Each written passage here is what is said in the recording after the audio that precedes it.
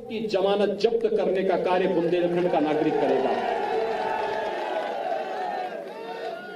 भाइयों बहनों, ये सच था कि मैं मुख्यमंत्री जब बना मार्च 2017 में, तो मैंने अपनी पहली यात्रा बुंदेलखंड से ही की थी, क्योंकि मार्च का महीना था और मार्च का महीना होने के नाते मैं इस बात को जानता था कि अगर हमने देर की तो फिर बुंदेलखंड में पानी का संकट खड़ा होगा।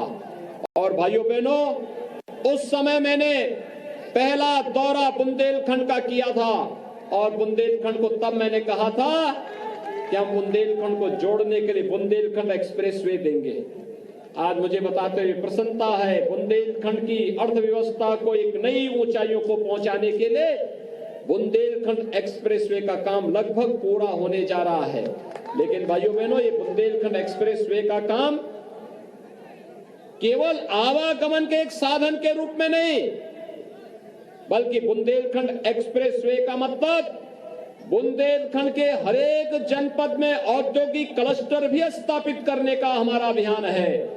और उसकी शुरुआत हमने डिफेंस कॉरिडोर से कर दी है। भाइयों बहनों, डिफेंस कॉरिडोर का मतलब याद करिए, सपा बसपा कांग्रेस की सरकारों में यहां पर अवैध असले बनते थे, इनके गुर्गे बेत असलों से व्यापारियों से वसूली करते थे।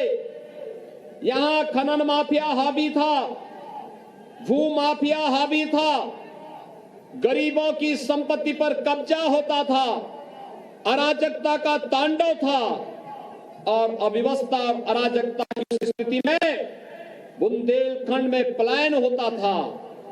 लेकिन भाइयों बहनों, अगर सपा बसपा कांग्रेस ने अवैध तमंचों की फैक्ट्री लगा करके तमंचावादी वे बने हैं, तो आज हम लोग बुंदेलखंड में डिफेंस कॉरिडोर के माध्यम से जब यहां पे भारत की सेना के लिए तोप का निर्माण करेंगे और फाइटर विमान का निर्माण करेंगे, और हमारा बुंदेला जब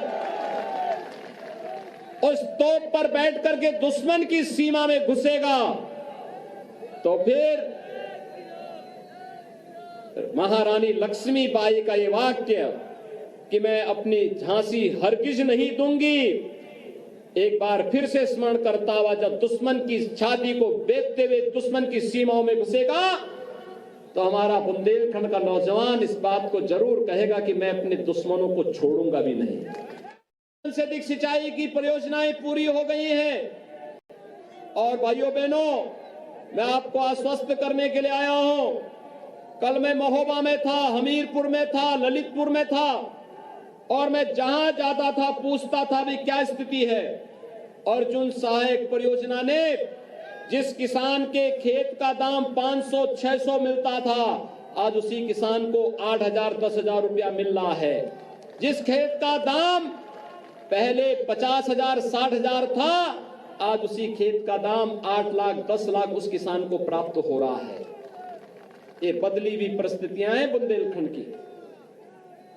और यही नहीं, लोग कह रहे थे रोजगार रोजगार रोजगार। मैंने कहा देखो, बुंदेलखंड एक्सप्रेसवे को बनने दीजिए, डिफेंस कॉरिडोर को बनने दीजिए, सिंचाई के सभी परियोजनाओं को पूरा होने दीजिए। बुंदेलखंड का हमारा युवा रोजगार के लिए बुंदेलखंड के बाहर नहीं, पूरा देश रोजगार पाने के लिए बुंदेलखंड में आएगा। देने वाला बुंदेलखंड का हमारा नौजवान है।